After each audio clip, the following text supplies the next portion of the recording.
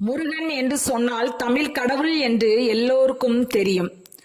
முருகன் என்று சொல்லும்போது நாம் அனைவருக்கும் ஞாபகம் வருவது அவரின் திருக்கையில் உள்ள கைவேல்தான். வேல் நமக்கு ஞானத்தை கொடுக்கிறது. இந்த முருகனின் கையில் உள்ள வேல் பற்றி சில வரிகள் எழுதி பாடியுள்ளேன். கேட்டு மகிழுங்கள், பாடி மகிழுங்கள். சிவசிவ. வேலவனின் வேல் நமக்கு வெற்றியை தரும் வேல் இதுவே.